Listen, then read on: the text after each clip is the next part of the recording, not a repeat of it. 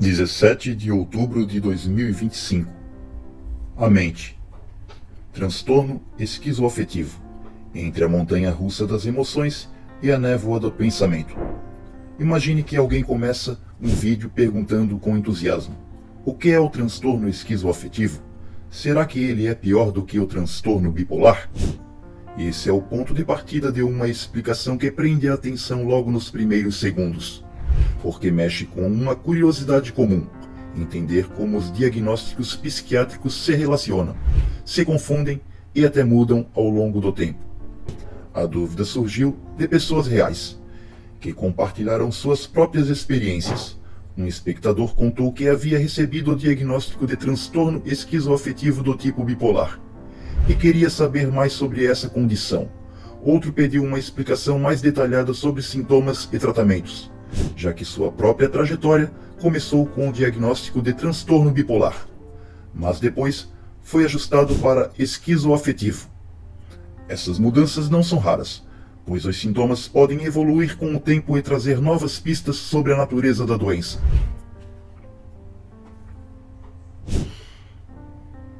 O transtorno esquizoafetivo é justamente uma combinação de dois mundos. De um lado, a esquizofrenia, com seus impactos no pensamento e na percepção da realidade. Do outro, um transtorno de humor, que pode ser depressão ou bipolaridade.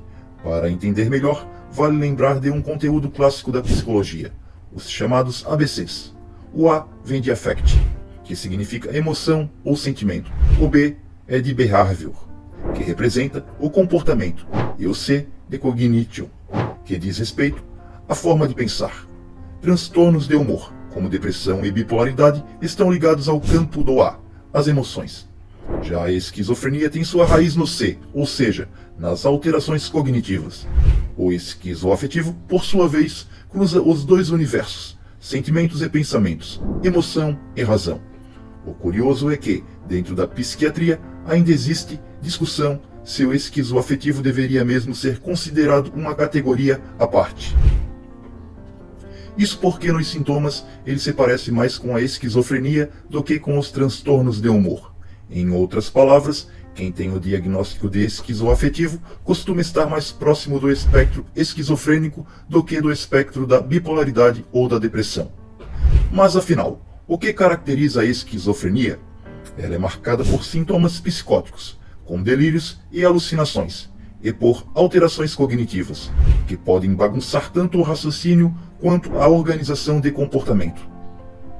Diferente disso, um episódio maníaco típico do transtorno bipolar não se confunde com psicose no sentido clássico.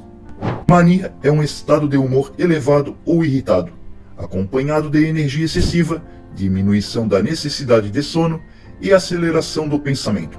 Em alguns casos de bipolaridade, pode haver psicose, mas esse traço é apenas uma medida da intensidade do episódio e desaparece quando a fase melhora.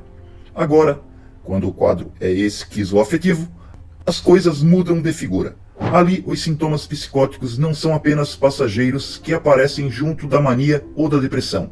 Eles caminham lado a lado, com os sintomas de humor, compondo um quadro misto e persistente. Assim, o diagnóstico pode ser esquizoafetivo do tipo bipolar ou esquizoafetivo do tipo depressivo, dependendo do transtorno de humor associado. Um exemplo ajuda a visualizar. Imagine uma pessoa vivendo um episódio maníaco dentro do transtorno bipolar. Ela pode acreditar que está envolvida em uma operação secreta da CIA, convencida de que foi recrutada para uma investigação especial. Passa noites em claro pesquisando obsessivamente na internet, conectando pontos que só fazem sentido em sua mente acelerada. Ao iniciar o tratamento, as crenças delirantes desaparecem, mas ainda permanecem sintomas de mania, como falar demais, pular de assunto em assunto e dormir muito pouco. Aos poucos, com a continuidade da medicação, tudo vai se estabilizando.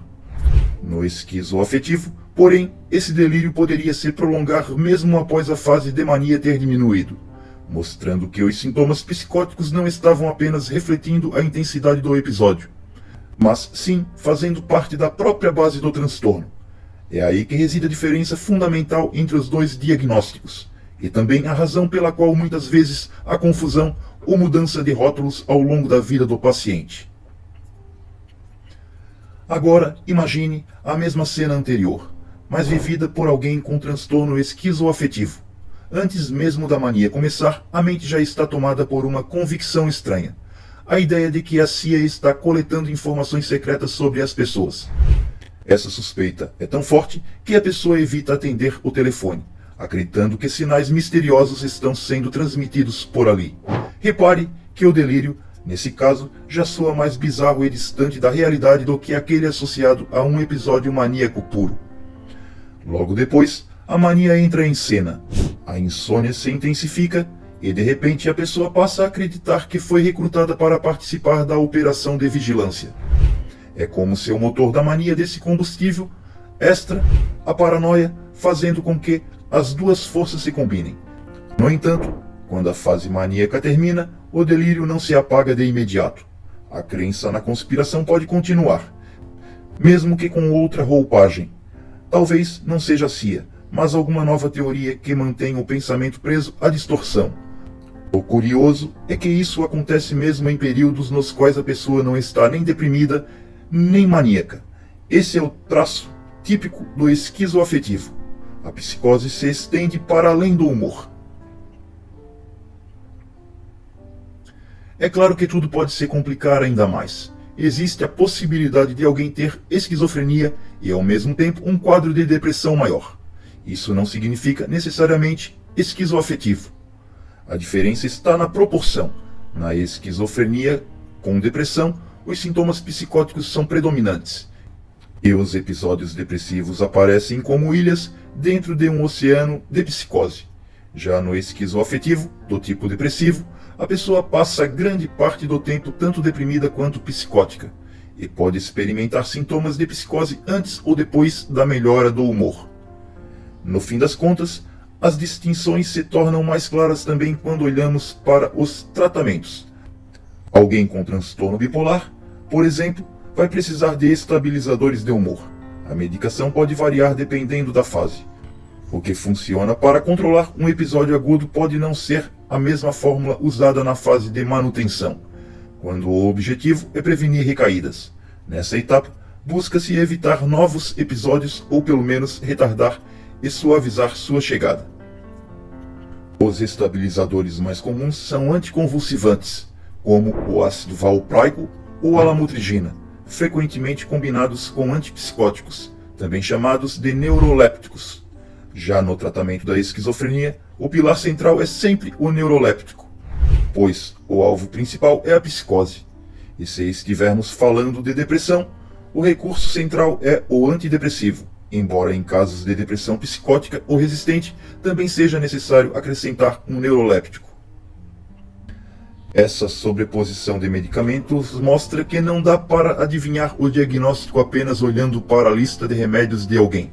Existe um cruzamento de possibilidades, mas há um ponto seguro. Quem tem transtorno bipolar pode ou não precisar de um neuroléptico. Quem tem esquizoafetivo, inevitavelmente precisará dele. E, voltando à pergunta inicial, será o esquizoafetivo pior do que o bipolar?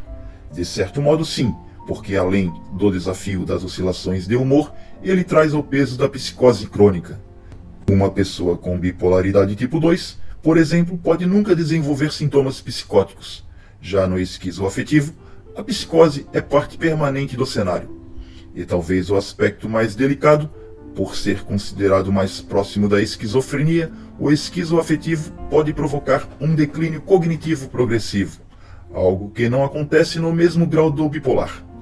É nesse ponto que se percebe o impacto mais profundo. Funções como raciocínio, julgamento, solução de problemas e capacidade de insight podem ser atingidas de forma mais significativa. Assim, a grande diferença está aí. Enquanto o bipolar lida com a montanha-russa das emoções, o esquizoafetivo enfrenta a montanha-russa acompanhada de névoa constante no pensamento. É essa névoa, mais do que as subidas e descidas, que torna a estrada mais desafiadora.